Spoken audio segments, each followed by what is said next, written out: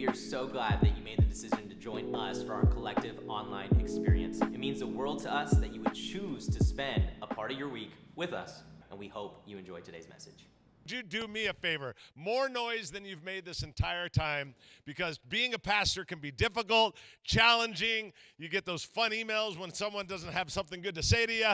But Pastor Alberto and Ashley take that front in this church. Would you do me a favor? Bigger hand than you've given to anything this morning. Give your amazing pastors a hand. Come on.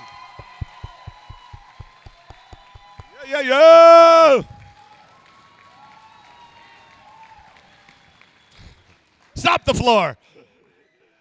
Hey, they love them. I love them. They're awesome. They're amazing, and it's just an honor.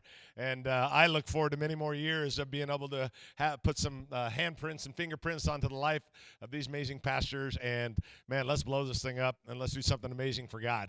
And but, hey, it's awesome to have you here. Let's dive into it. If you got a Bible, go to Luke chapter 10. If you don't have a Bible, next time you're at a hotel, get one. They're free. I steal them all the time. It's a little side hustle I have on eBay. But it is awesome to be with you. As Pastor Alberto said, and I'm the founding pastor of South Hills. We got a bunch of sites. I'm the founder of Church Boom. We coach churches, or coach pastors, rescue churches. And I'm going to talk about rescuing a little bit at the end. I want to minister to you first. I want to talk to you about what it means by rescuing churches. I'll explain that in a few minutes. More importantly, I've been married for 31 years. To a beautiful Hispanic woman. How many Hispanics do we have here? Hey, I've been to the family reunion, usually louder than that, but okay. She is amazing, and I call her my little hot tamale, and she's a hottie. But we have two amazing children, and we have two grandchildren. Any grandparents here? Oh my gosh, it's the best thing on the planet, isn't it? So much better than parenting. The whole parenting thing's a farce. It's God's gift to you for not killing your own kid. That's really what it is. And we have two amazing grandchildren. We have a 2.5-year-old and a 6-month-old, both little girls, Mila and Ella. They are the joy of our life, and we love hanging out with them. I was holding my granddaughter recently, and just playing with her and holding her, and my adult son says to me, "Dad, it's like you love her more." And I'm like, "No, it's not like I do. I do." I want to be very clear now that you had a good run. It's over for you. I have one son, and when he was born, I'm a baseball guy. I've been to all 30 baseball stadiums. I love baseball, and I absolutely love baseball. Big baseball fan. And my son, when he was born, I was like, man, God, give me a lefty, because if you know anything about baseball, being a lefty is a big deal. And so I'm like, give me a lefty, Lord. And, and I was thinking, man, he was kind of eating with both different hands, and most of the time never making his face. And But I remember when he was about 4 years old, I thought, man, I got to start teaching him how to throw a ball. So I take him into the front yard with a little plastic ball or tennis ball, whatever it was, and I throw it to him, and he tries to catch it. He picks it up, and I said, son, you grab it with your hand, and you go like this. I'm teaching him how to throw. He goes like this the first time, and he throws like this. And I'm like, God, that's not good. I don't need a wimpy son that doesn't play sports. I need someone to play sports. And you know me. And so he keeps throwing like this and throwing like this. And I throw the ball at him one time, and it goes over his head. And he runs and he goes, gets it in the front yard. He grabs it with his left hand. And before I could say, no, wrong hand, he fires the ball at me with his left hand. And all of a sudden, the heavens opened up. Hallelujah. It was just like the angels were singing. There was trumpets. It was an amazing time. And but I knew my son was left-handed. And so he started playing in baseball, doing extraordinary in elementary, played all the way through college, and by the time he was 10 years old, I had a little tattoo put on his arm, said 401k. It was my retirement. I was thinking about me. And I'll never forget, as you went through, he played all the way through college, got a full-ride scholarship, and God just did awesome things. But when he was 7 years old, I'll never forget, I was walking by in the house when he was 7 years old, and I'm walking by, and the door is slightly open to the bathroom, and I hear him talking, and I'm thinking, he's 7 years old, he's in the bathroom talking, I don't know who he's talking to. So I peek in there, and I'm like, what is he doing? And I look in there, and you're going to love this, especially you moms. He's standing in the mirror by himself. It's the bottom of the night. He's doing the whole thing. Oh, little buddy. Some of the dads are going, I did that this morning, but it's the bottom of the night. Here comes the pitch. He swings. He hits it. I'm watching him in the mirror, and he's jumping up and down. He did it. It's a home run, and he's doing this whole thing. And I watched him do that 2 or 3 times throughout the year. I'd peek through the door, and I'd see him. It's the bottom of the ninth. Never once in all the times I spied on him, never once did he stand in the mirror and go, it's the bottom of the ninth. Here comes the pitch. He swings. He misses. He's a loser. He's never the loser. In his mind, he's always the winner every time.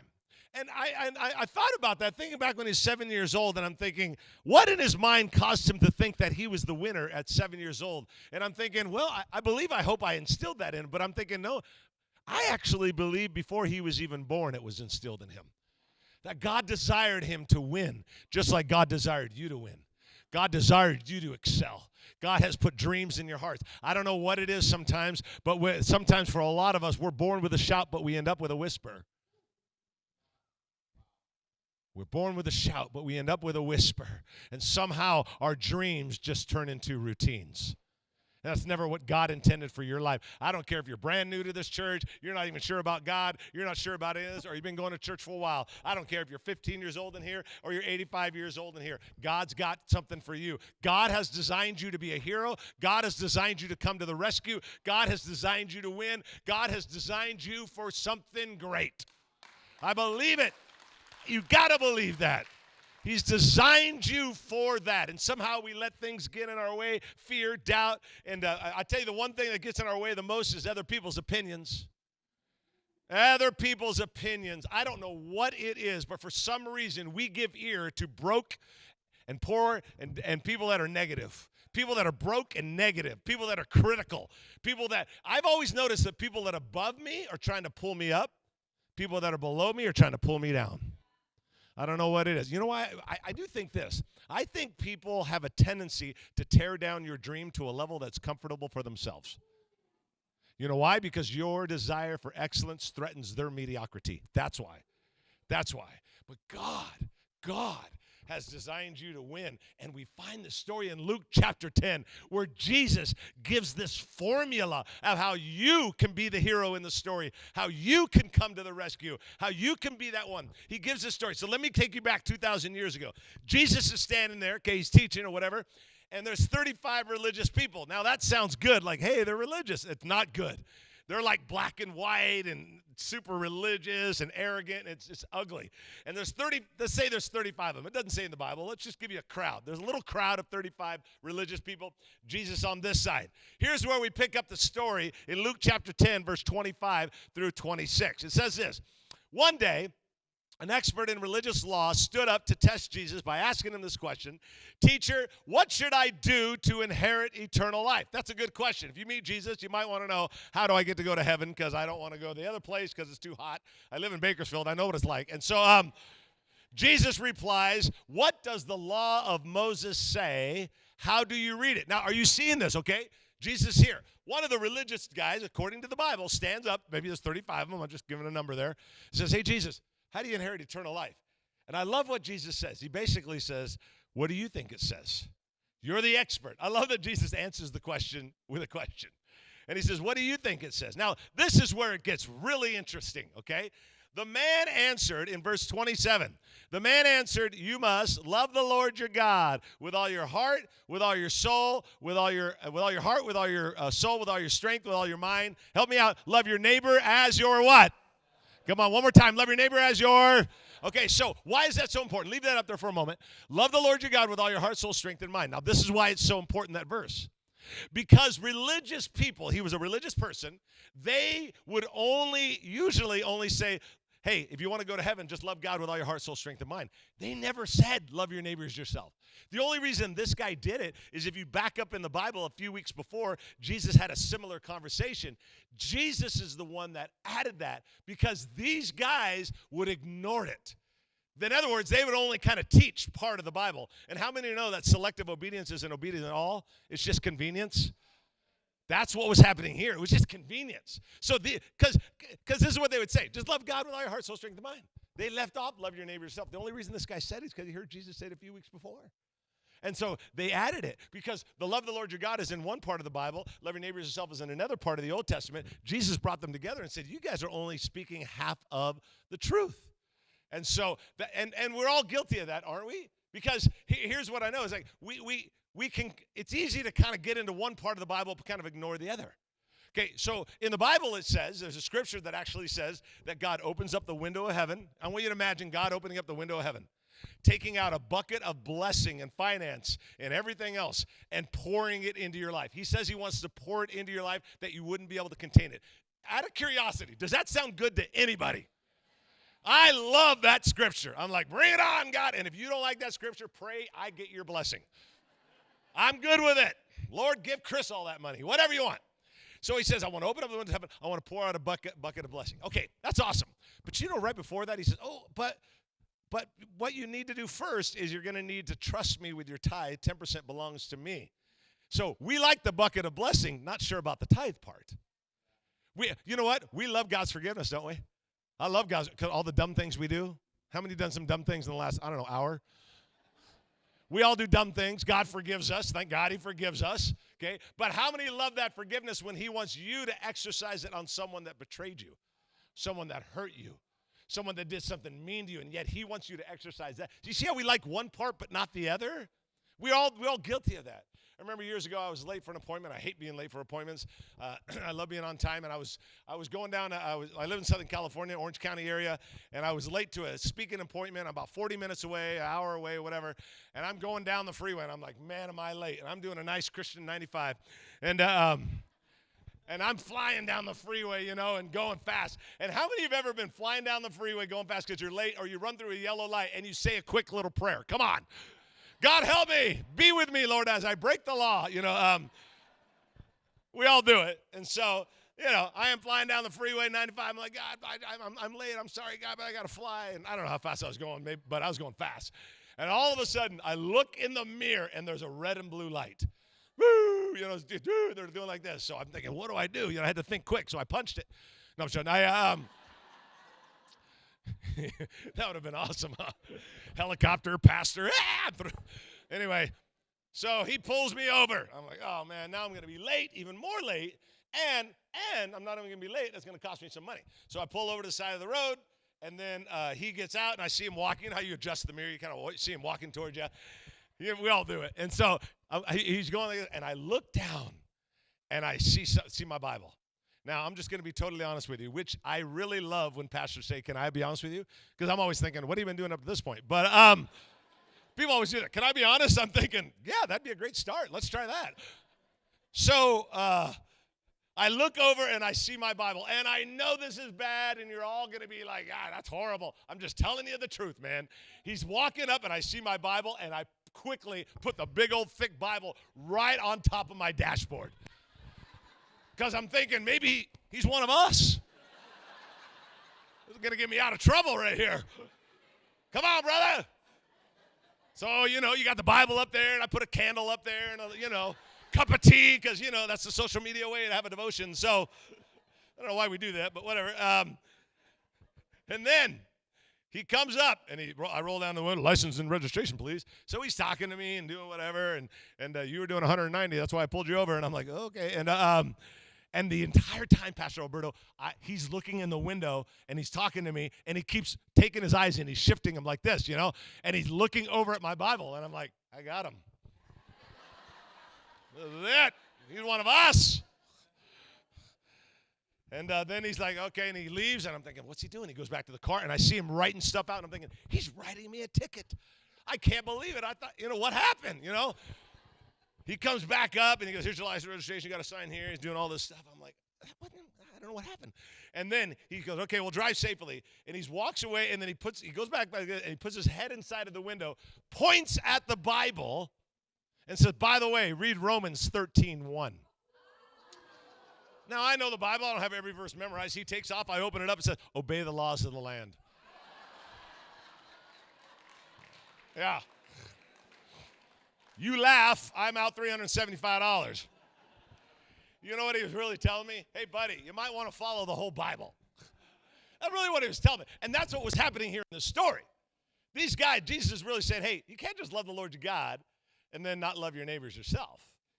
You got to love everybody. Because how many know it's easier to love God than love your neighbor? How many have those people that bring more joy when they exit the room than when they enter?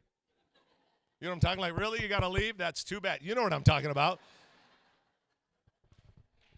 That's what Jesus is saying. Hey, you got to love the Lord of God, no doubt about that, but y'all got to love your neighbor as yourself. This was a big deal. Now, he says, hey, love the Lord your God, love your neighbor as yourself. Then look what Jesus' response is. It's found in verse 28, 29. Right, Jesus told him, do this and you will live. The man wanted to justify his action, so he asked, and who's my neighbor? Now leave that scripture there just for a moment. Right, Jesus told him. Okay, I want you to imagine the guy tells the story. Just love God and love your neighbor as yourself, whatever. And Jesus goes, right, you got it. Now, I'm not saying this is what happened, but in my mind, it looked like this. Right, you got it. Do that and you'll live. And Jesus turns around like, conversation over. There's nothing else to discuss here. But then the man, I just see it this way, kind of pulls Jesus around with his shoulder and says, well, wait a minute, but who's my neighbor? What he was trying to do is justify. Hey, wait, before you leave, Jesus, let's classify who my neighbor is, because he was trying to justify his action. You know what he's really saying is, hey, Jesus, what's the lowest amount of neighborly love I have to give? Okay, because he wanted to justify his action. See, because if you were a Jewish person living 2,000 years ago, which none of us are, you would understand this, that you live right here, mom and dad across the street, grandma and grandpa behind you, brother on this side, sister on this side. So what he's saying is like, hey, if you're telling me to love my neighbor, that's no problem. That's my tribe, man. I'm good. But if you're telling me to love my neighbor and to show that love to people, that's a lot more difficult. So he asked the question, who's my neighbor? Okay, it's a great question. He wants to know. And then Jesus, look at his reply, verse 30 and 33. Jesus replies with a story. Now, first of all, I just think that's funny. The guy asks another question, who's my neighbor? And Jesus goes, well, let me tell you a story. I just think it's so funny. He doesn't just straight up say who the neighbor is. He tells a story. A Jewish man was traveling from Jerusalem down to Jericho, and he was attacked by bandits. They stripped him of his clothes, beat him up, and left him half dead on the side of the road. By chance, a priest comes along, but when he saw the man lying there, he crossed to the other side of the road and passed him by. A temple assistant walked over and looked at him lying there, but he also passed by on the other side. Then a despised, what's the word? A what? Despise. That's an important word. Samaritan came along, and when he saw the man, he felt compassion for him. Now, let me help you understand, this is a major controversial moment. Jesus is talking to a bunch of Jewish leaders, religious leaders. He is a Jew himself, okay, and they hate Samaritans. They are the scum of the earth. They would walk around. They didn't care less about Samaritans, right? Okay, now, this is controversial because Jesus says, let me tell you a story. A man gets beat up, and one of your Jewish priests walks by and does nothing. Now, if you're in that crowd of 35, you're like, did he just say that our priest did nothing? And then Jesus says, oh, and by the way, a temple assistant walked by, and he did nothing. Did he just, the temple assistant did? This is a big, I know we just read the story and go, oh, you got to understand, this is controversial moment. Then he says, oh, but a despised Samaritan, the one that you hate, he felt compassion. Now, if we could listen in 2,000 years ago, I bet we would hear something like this. Is he about to make the Samaritan the hero in the story? Like, what about the Jewish priest? What about the temple? He's about to make the Samaritan the hero in the story. This is a big deal. Now, let's step out of the story, and let me give you one of the points that I think is really important for you to jot down, and that is this. You got to take notice of what's in front of you. Come on now. Take notice of what's in front of you. That's an important part, because that's what was happening. The first thing they learned is you got to take notice of what's in front of you. Okay, because he was saying this. He was saying, look, man, he goes, the priest saw him and went to the other side. The temple assistant saw him and walked on the other side of the road. But the Samaritan, the one that he's about to make a hero, he took notice of what was in front of you. And I think we all have to do that. That's what it means to be a hero. That's what it means to come to the rescue. That's what it means for your life to count.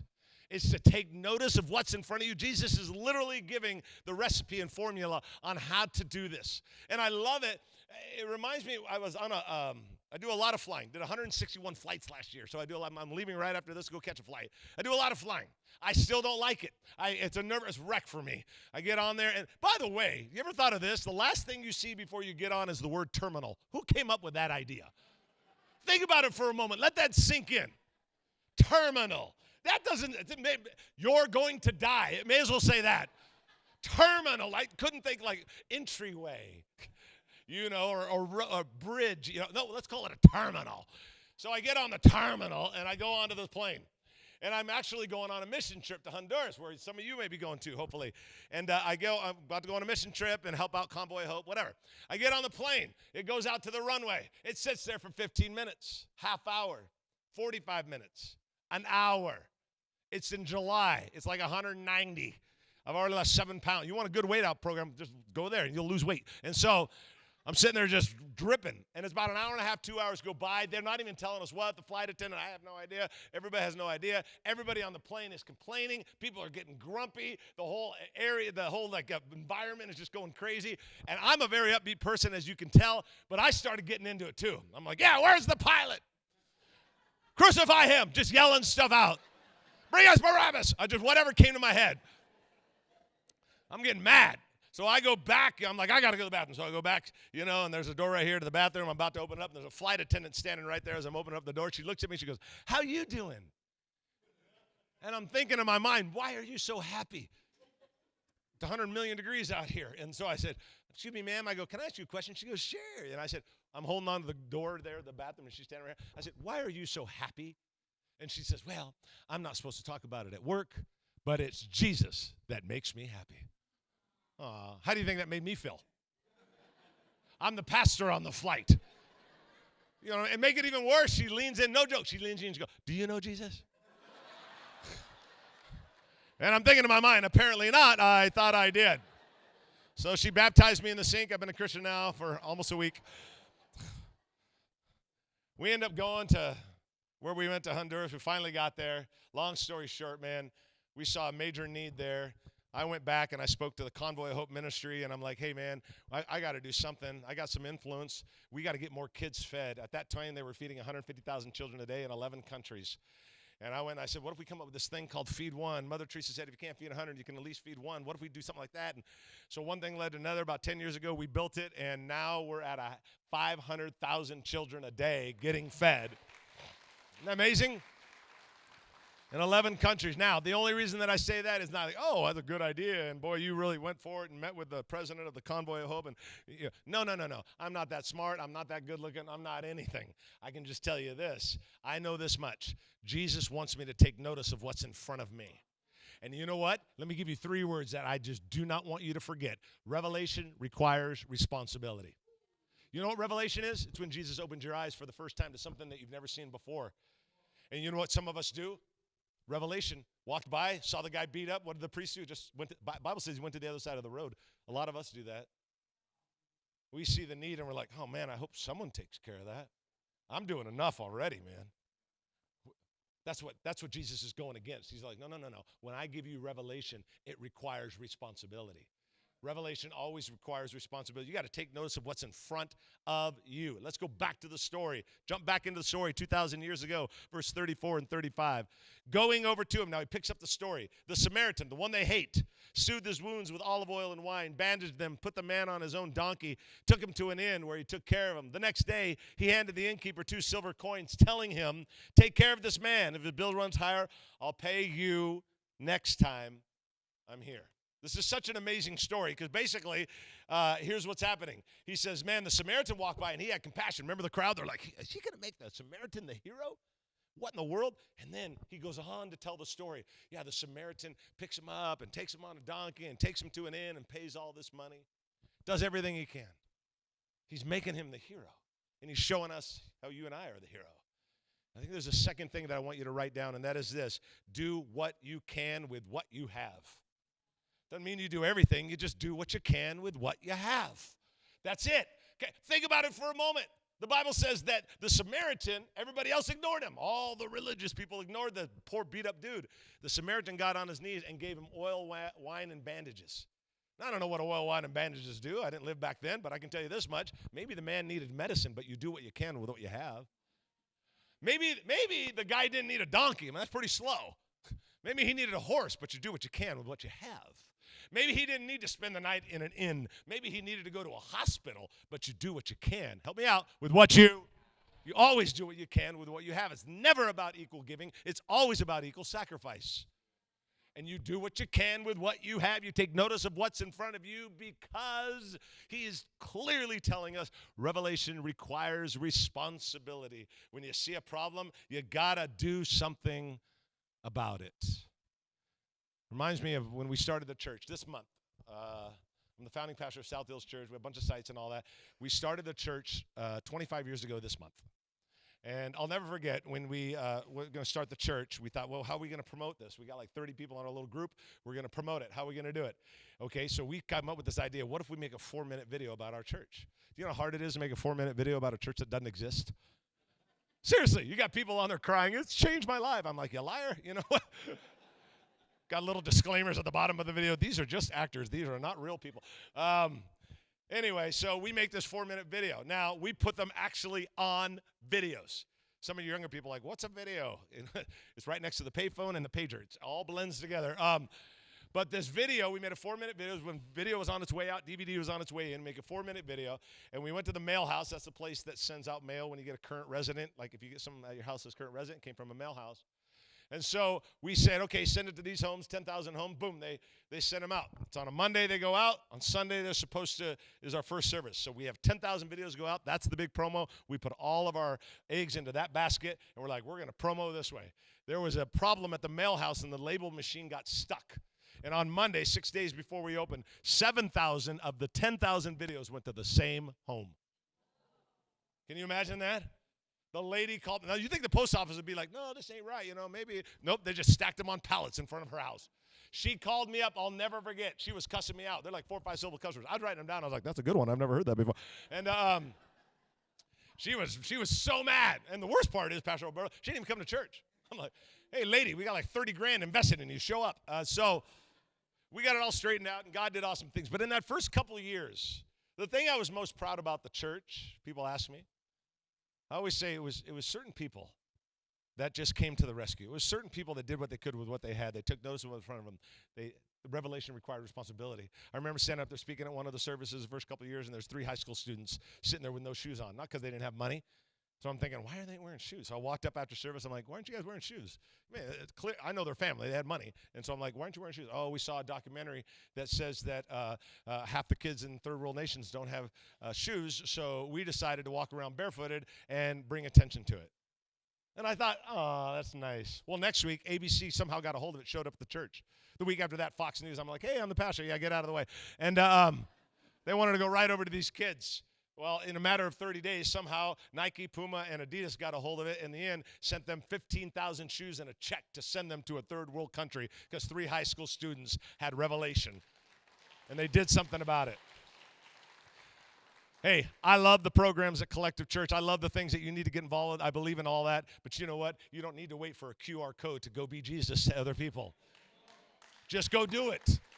Just see a need and fill it. I think of the 2 people that went to our church. They work night shift, the husband and wife. They're like 30 years old. They get off at 2 in the afternoon. They told me, Pastor, we have an idea. We see a bunch of kids coming home that have no parents to come home to. They're only like 12 years old, 10 years old, 5 years old, 8 years old, whatever. And they got a little babysitter or nobody. They're latchkey kids.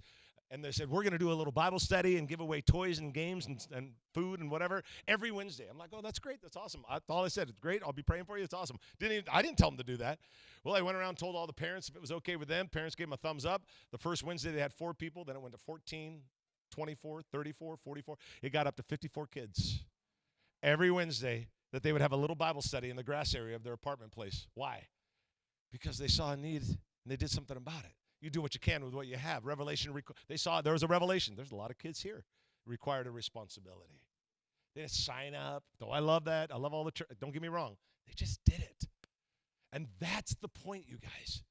There are people in your neighborhood that still don't even know you're somewhat of a believer if you're starting down that path. There's next door neighbors. Listen to me. Do what you can with what you have. Take notice of what's in front of you. I'm not just talking about the person that doesn't have money. Our mind always goes to, I'll take care of the hurting. No, I'm talking about the dude that's got a ton of money that lives in your neighborhood, but his marriage is a wreck and you don't know anything about it. And he needs help. And you and I are called to be heroes. We're called to come to the rescue. God has called every one of us to chase greatness. And this is how we do it. We chase greatness by what? By taking notice of what's in front of us, and we do what we can with what we have and watch what God will do in your life. I'm telling you, he'll do it. But you got to take some action. Now, let's go back. Let's pick up the story where we left off. Jesus finishes the story. Now he says, now which of these three would you say was a neighbor to the man who was attacked by bandits? Well, it's a really easy question. Which one was the hero? Which one came to the rescue? Isn't it interesting? Look at this, verse 37. The man replied, the one who showed him mercy. I always find that interesting because the man couldn't even say the word Samaritan. So much deep hate for someone. But it was the Samaritan, not their priest, not their assistant, temple assistant. Then Jesus said, yes, now you go and do the same. He modeled that for you and I. He wants us to make a difference. He wants us to do something amazing. And you might have a bad past. You might be barely finding out who God is. I'm going to tell you this much. You have an amazing church at this church. You have amazing pastors. Get plugged in. Go all in. Because I'm telling you what, over the next several years, you guys are going to touch more than Bakersfield. You're going to touch the world. But we're going to do it not only collectively, as using the pun on the church name, but you're also going to do it because you, in your neighborhood or at your work, you see a need and you do something about it. That's it. That's how we do it. That's how we become the hero. Now, let me turn the corner for you. I told you at the very beginning, we have a thing called Church Boom. We coach pastors. Honored to help coach your incredible pastor. We also have a thing we do called Church Rescue. We started it a couple years ago. Let me tell you why I'm sharing this with you. Because your pastor has decided to allow Church Rescue, what I'm about to share with you guys, to be one of your missions partners. Oh, we want to support things overseas, but we also got problems right here in America too. And we got to do something about it. So here's what happened. Let me just tell you real quick, and I'll wind this down. Here's what, primarily because I'm getting hungry, so I'm going to make this quick. I would say it's like time thing, but it's really more food. But making this quick, I brought a bunch of pastors together a couple of years ago at the Dallas, Texas, in a conference room. There's like 15, 20 guys in there, 30 guys, I don't know what it was, a bunch of us. And they all got big churches, all this stuff. And I said, hey, guys, I made a statement to them. I go, and some of you will relate to this. I said, we used to say that we're not in the same America we were 20 years ago. We're not in the same America we were 2 years ago. It has changed. There are things that get passed, and you look at it and you're thinking, who's coming up with this stuff? This is insane. Now, we thought, okay, well, what are we going to do about it? I guess we could just blast it on social media or just go back to our big churches and keep leading them. Or we can actually do something about it. So we discovered, okay, if this is happening in America, what is part that's contributing in it? And then we started looking into the local church and realizing how much trouble we're in. You know, in 1950, that America's church population was outgrowing the actual country population. In the year 2000, you can see church population like this if you see a graph, and then in 2000, it starts going like this. Less than half the people in America, for the first time in our history, less than half the people claim any sort of faith. Since 2014, 8 straight years, America has been shutting down more churches than it opens. We are averaging between 100 to 200 churches per Sunday that close their doors forever because they can't pay the bills, they can't keep up. Folks, I want you to think about that for a moment. Let's put it right in the middle, call it 150. There's 150 churches this morning having their final service. Okay, now here's what I know for sure. The darker America gets, I think you can tie it right back to all the lighthouses going out. When lighthouses go out, things get darker. That's what's happening. So you know what we did? We thought, well, okay, wait a minute. What could we do? And one of them raised their hand. I'll never forget. He goes, hey, man, you ever seen that show Bar Rescue? And I'm a pastor. I'm like, oh, no, never. I have no idea. I'm always fasting and praying. I don't have no idea what's going on. He says, and he raises his hand, you ever see a thing called Bar Rescue? I'm like, yeah. And he's all, what if we did something called Church Rescue? Okay, Church Boom coaches pastors, but what if we rescued churches? Found a church that was 30 and dying, 40 and dying, about to close their doors. What if we did that? I go, okay, how would we do that? Well, what if we coached them for 2 years in a group and on Zoom, and they never had to pay anything? And then what if we just gave them resources and leadership events just for free? They have to pay anything.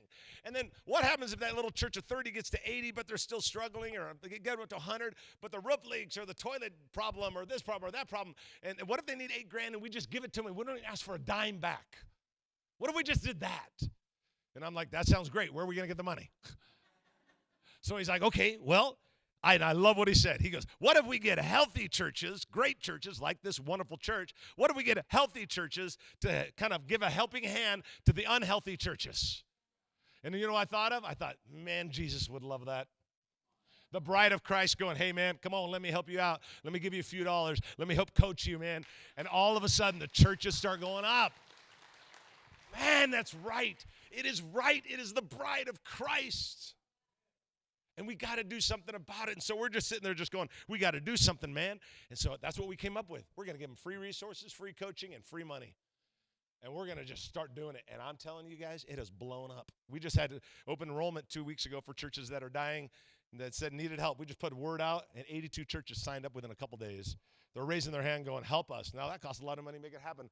But, man, it's amazing churches like this going, hey, dude, we're going to put you in our missions budget, and we're going to take all that money and start rescuing more churches. And I'm telling you guys, it's working. Let me show you real quick, a couple quick pictures, and we'll wrap it up here and show a video real fast. Here's a couple of quick pictures. The first guy coming up on the screen, Seth. Seth is from Maine. He calls us up. Okay, he needs to be rescued. Hey, we got 30, 40 people in our church. We don't know what's going on. Pastor left. I'm now put in charge. I don't know how to do this. What do I do, man? We're about to close our doors. We're going to give our building back. I said, Seth, hang in there. We put him in the program. I was there just 6 weeks ago. I was there on a Sunday morning when the church busted over 200 people. Man, they are growing. They are growing. They're reaching the people of Maine. I like this picture right here. My buddy Vinny. Vinny is a guy that is in Vermont. And man, I'll never forget his call. He calls me up. He's like, hey, man, I took the call. He said, hey, man, he goes, there's 33 people in our church. You know you only have 33 when you say exactly 33. Not like 30 to 40. Nope, 33. I'm like, all right, man. I go, we're going to put you in our program. Long story short, we started helping him, blessing him, giving him ideas and all that stuff. I spoke to him about 6-7 weeks ago. Their church, for the first time, busted over 300 people. Reaching the people of Vermont in an amazing way. Here's another one right here. Here's Pastor Muda. Pastor Muda is from Detroit, Michigan. Okay, they're reaching the inner city of Detroit, Michigan. Man, he's like, dude, we don't know what we're doing. We are 2 months behind in our rent. We don't know how we're going to pay the bills. We've only got about 40 people. I have no money in our account. We need help. We came along and started coaching them, got them up to 80 to 100 to 125 to 150, started growing. The furnace went out in January in Detroit, which is a disaster, at the tune of $8,000. I said, dude, the check will be there. You'll have it tomorrow morning. Why? Because a bunch of healthy churches said, we're going to put our hand down. We're going to bring these people up. Here's another one right here. Here's Brian. Here, yeah, we even care about Duck Dynasty here at church. And there he is. He called me up. I'll never forget. So hurt, so wounded by everything that was happening in his life. And, man, the church was going down. In his words, he was crying on the phone. Tears. I could hear it. He's going like this. And he's like, I'm a failure. I don't know what I'm doing. Please help me. I said, Brian, we're going to help you, man. And we put him into the program. And I got to say, that dude in Evansville, Indiana, I talked to him about 4 or 5 weeks ago. I said, how was church on Sunday? He goes, 355 people were there on Sunday.